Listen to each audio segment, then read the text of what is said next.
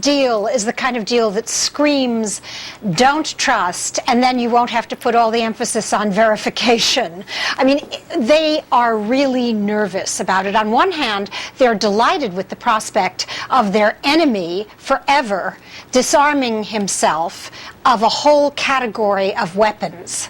On the other hand, they really don't believe that Bashar Assad is going to give these weapons up any more than they believe Bashar Assad wants to make peace with Israel.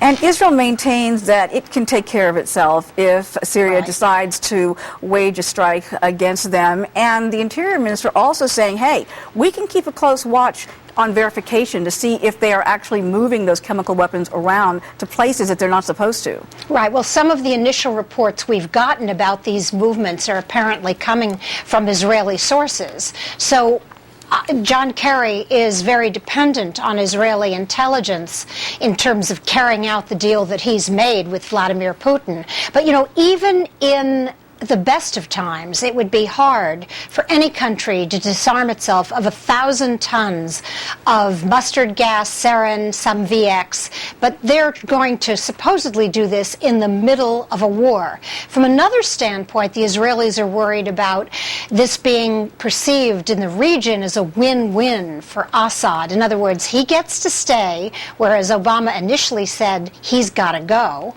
Secondly, he can go on killing his own people with conventional weapons, if not chemicals.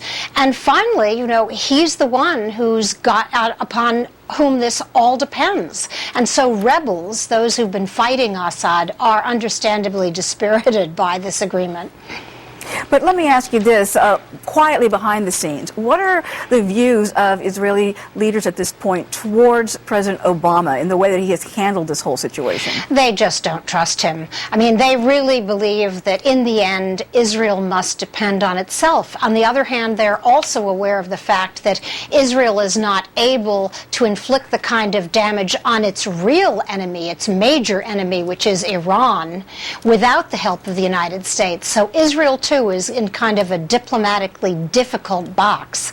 It's hard to see them trusting Obama after he decided to go to the Congress to seek permission to implement his own red line. That's the kind of behavior that really unnerves the Israelis. They say, how can we depend on a man who's going to ask the Congress to let him do something that we believe he really doesn't want to do to begin with? Well, Judith, it's going to be very interesting to see what lies ahead in the coming up days and months, especially for Israel, and we always appreciate having your insights to help us through it. Nice to be here. Thank you.